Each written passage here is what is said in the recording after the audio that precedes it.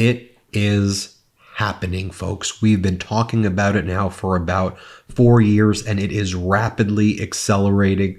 I believe it will be the key story on election night, delivering victory for Vice President Kamala Harris, and that is Republican voters, even former Trump voters, even former two-time Trump voters who are now coming out very powerfully and saying they reject Donald Trump and they now strongly endorse Vice President Kamala Harris. We share those stories here on the Midas Touch Network. And as always, we give a hat tip to an organization called Republican Voters Against Trump for also highlighting these stories.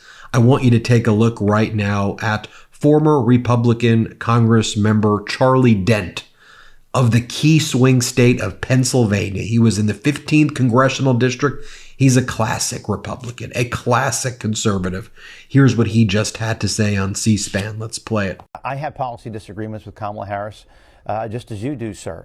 But, you know, sometimes elections are not about right or left in terms of policy. Maybe it's sometimes about right or wrong. I think one candidate here has demonstrated his unfitness repeatedly, and the other, whatever you think of her policy positions, it strikes me as normal and honorable. And I hate to say it, but that's where we are right now, and I'm going to choose honorable over dishonorable. Next up, I want to introduce you to Michael, a former Trump voter also from the key swing state of Pennsylvania. Let's play it. I think he is dangerous to the world. I believe Donald Trump is dangerous to NATO and all our allies across the pond.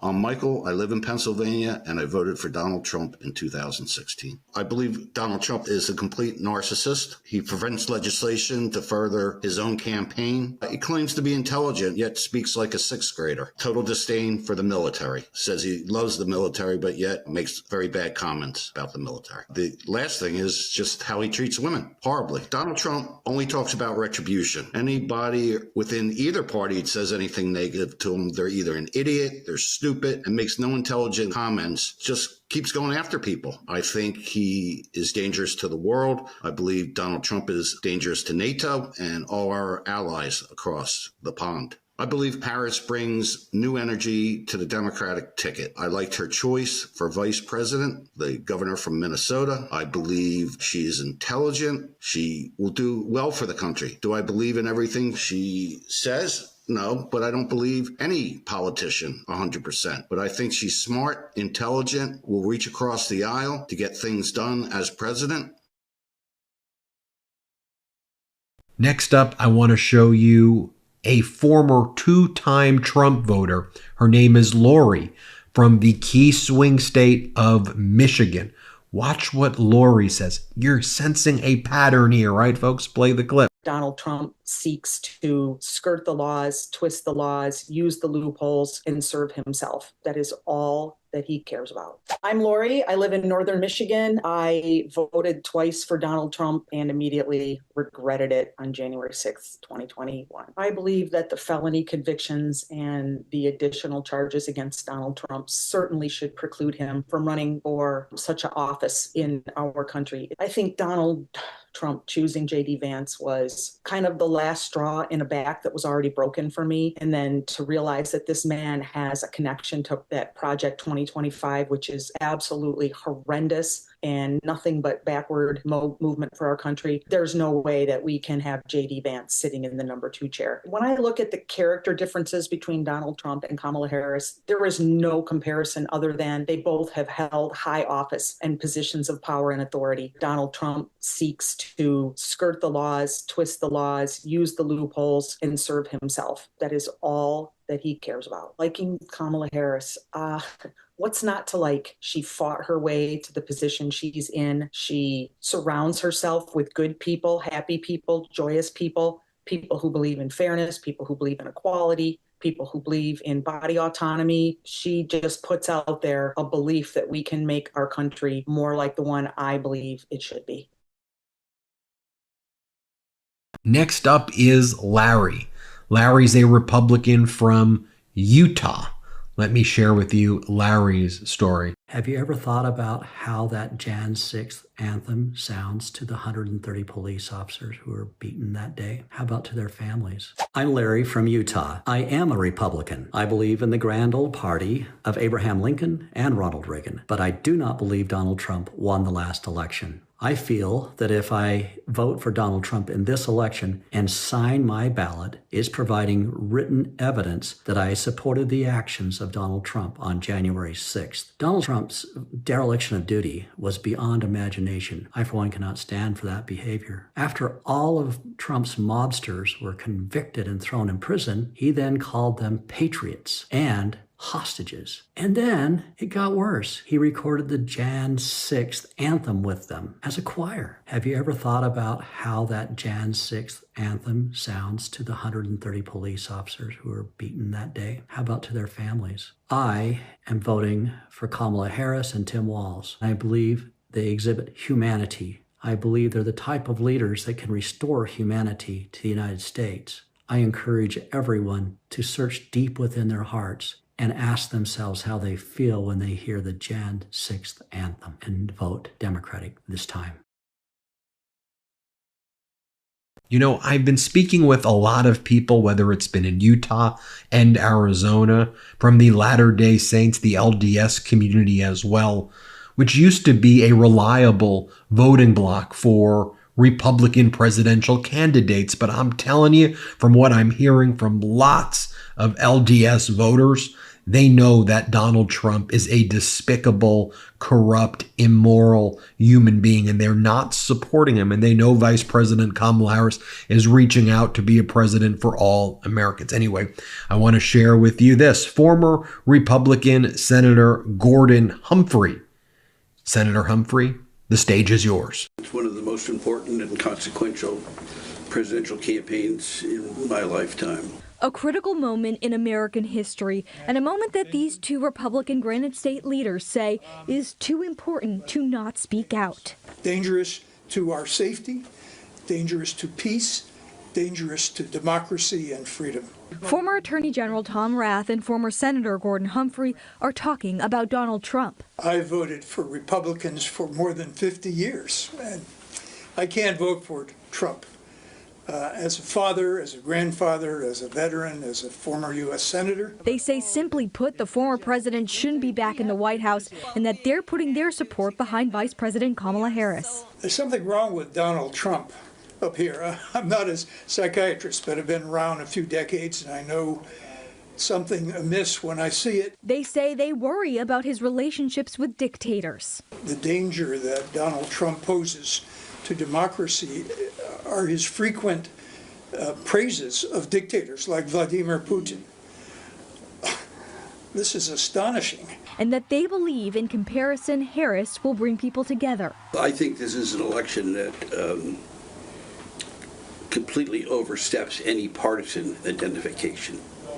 This is not a Republican vote or a Democratic vote. This is a vote that speaks to what we want ourselves to be and what we want our government to be. Next up, I want to share with you John is an ex-Trump voter, again, from Michigan, supporting Vice President Kamala Harris. Let's play it. You can't have the party of law and order headed by a felon, and you can't have the party of common interest and common man headed by someone who only represents the 1%. I'm John from Michigan. I'm a former Trump voter, and I can never vote for him again. Donald Trump, he's not in touch with the middle class. He's not in touch with the common voter. I'm not really sure he's in touch with reality. I can't vote for him just based on the fact that he has been a habitual and serial liar. Donald Trump has shown us repeatedly that the one thing he cares about is Donald Trump. The Republican Party has become a almost parody of its former self. You can't have the party of law and order headed by a felon, and you can't have the party of common interest and common man headed by someone who only represents the 1%. Kamala Harris and I have sincere disagreements, but I do believe she's devoted her life to this country and to the rule of law as a prosecutor, as a senator, and as vice president. And so I would rather vote for someone who sincerely commits themselves to the rule of law than someone who only commits themselves to themselves. In 2024, I'm going to vote for Kamala Harris, in spite of our differences, because she is the candidate best equipped to lead the American people and our democracy. I want to now share with you former Republican Congresswoman Barbara Comstock. She's supporting Vice President Kamala Harris. Listen to what she says. Play this clip. Here we are in the 21st century. We cannot have the kind of misogyny and attacks on women that we've seen from this team, not just Donald Trump himself, which is constant, but the people around him. I think internationally, this will make a big difference, because somebody who is bowing down to Putin, who's bowing down to these kind of dictators, we need the strength of a woman at this time who it doesn't get weak in the knees when you see a dictator. And I have to add, I have never in my political career been in a room with somebody so profoundly stupid as Donald Trump. I think that regardless of... Next up is Jeffrey. Jeffrey's from California, though not a swing state. You'll notice all these people are saying, you know what? I can't support this guy anymore. This guy's a felon. This guy's someone found liable for sexual assault. How can I look my kids in the eyes? How can I look my daughter or my wife or my sister, or how can I look anybody in the eyes with this sicko in Donald Trump? Here, play this clip. I'm not voting for Trump. I mean, can you imagine if Reagan was alive today, what he'd be thinking? It's just asinine where we're at. My name is Jeff, and I live in California. I've been a lifelong Republican. I voted for Trump 2016, 2020. Will not vote for him in 2024. I am going to vote for Harris. January 6th was the last straw. His words incited that insurrection, and his inaction spoke volumes. I believe he was hoping to be able to claim martial law. It didn't happen, thank God. So I'm going to vote for Harris, and I'm not going to vote for another Republican until those Trumpers are out of office. The election denier and the January 6th thing was a walk in the park. The Republican leadership perpetuated this because they could have banded together. It would have gone away, and it was an assault on our democracy. So I'm not voting for Trump. I'm not voting for Republicans to make sure that they don't fall under his spell. And as soon as they get out of office and the Republican Party comes back to its senses. I mean, can you imagine if Reagan was alive today, what he'd be thinking? It's asinine where we're at.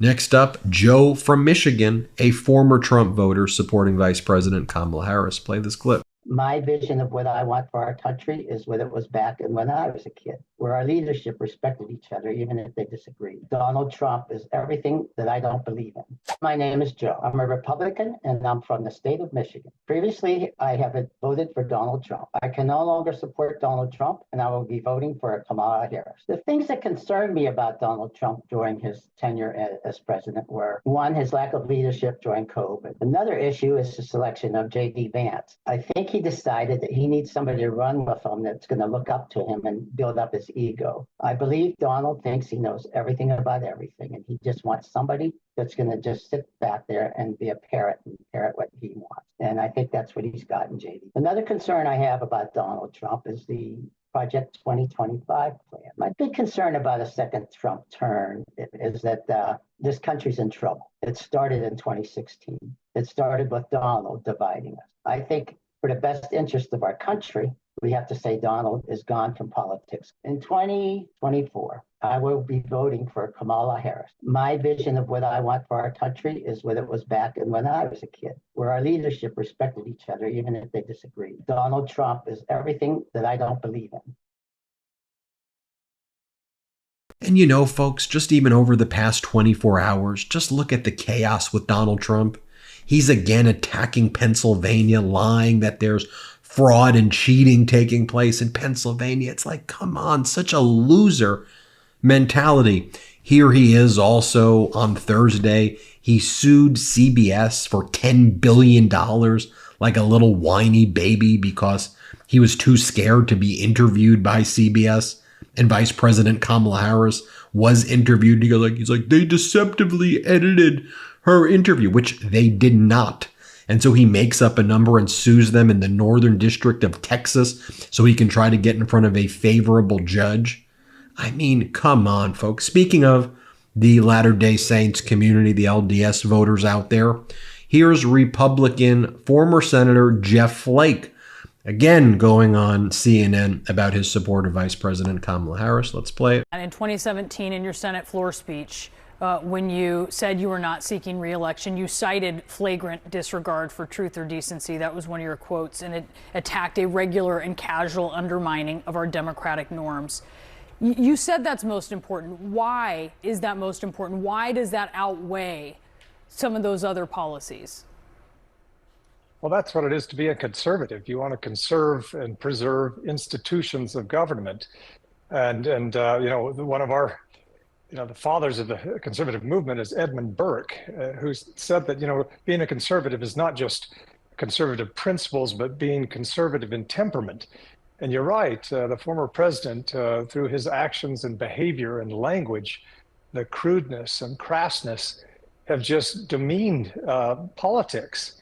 And we as Republicans have accepted that as normal. It's not normal. It should never be normal. And the more we indulge that, the further we are from where we ought to be as true conservatives.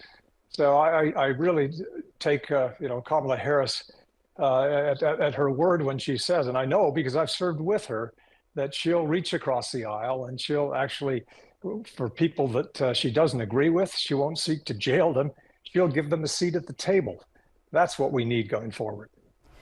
Here is an article from The Atlantic. Terrific reporting from David Graham. And here is an article, Why Kamala Harris is Targeting Deep Red Counties. The Republican primary fueled Democratic hopes of winning these voters. Although Trump won the nomination, Nikki Haley won a substantial portion of the vote in presidential primaries, even after dropping out of the race.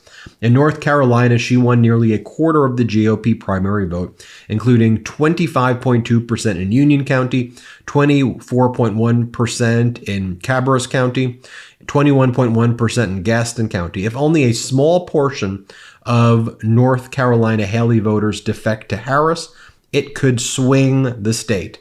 Michael Tucker, who lives in Gastonia, is at top of the list. A former member of the county GOP board in Charlotte's Mecklenburg County, he moved farther out seeking affordable housing. His politics have moved too. He'd supported Trump in the past, but backed Haley in 2024.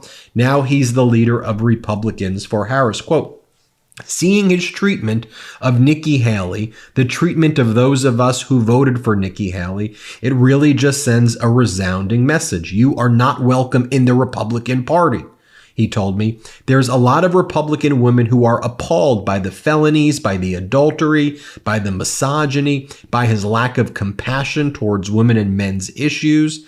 He said, adding that soccer dads were edging away for Trump for the same reason.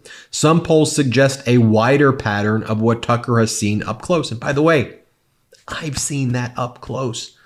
Over the past 3.5 years, how many stories have I collected now? Hundreds of thousands, quite literally hundreds of thousands. A national survey released earlier this month by the Democratic firm Blueprint found that only 45% of Haley voters were committed to backing Trump, while 36% backed Harris.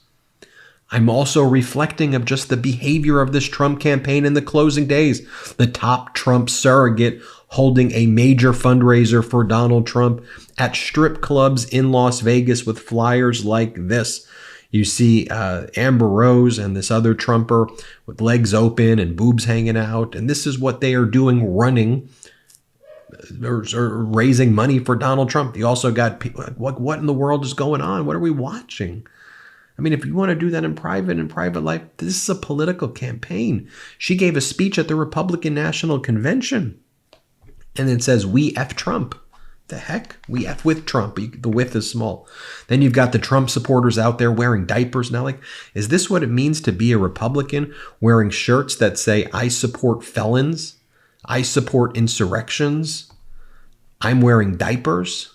This is what the Trump supporters are doing. Like, this is not your Republican Party. This is MAGA. This is MAGA. I mean, the Republican Party needs to be rebuilt. This is MAGA. Then, of course, we get this news story out from Josh Boswell over at the Daily Mail, another victim of Donald Trump coming forward, saying that Trump was working with Jeffrey Epstein to recruit young women and paying for them, and tried to pay for her to go to the parties in Mar-a-Lago. She didn't go with the Epstein-Trump parties, but Trump groped her while she tried to fight him off at a beauty pageant, the woman told me. And this is in addition to the other story of the former swimsuit model who said that Epstein brought her over to Trump's office in New York in the 90s, and Trump molested her in front of Epstein. And she's coming forward with her story as well. That adds to dozens of other women who have made similar claims against Donald Trump. And of course, he's been found liable of sexual assault by a jury, and he was too scared to show up in court to defend himself, so he fled to Scotland and Ireland during the sexual assault trial. And then he calls other women horse faces and horrific things anyway.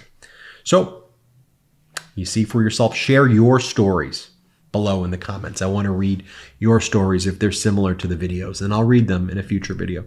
Thanks for watching, and have a good day. Love this video? Make sure you stay up to date on the latest breaking news and all things Midas by signing up to the Midas Touch newsletter at MidasTouch.com/newsletter.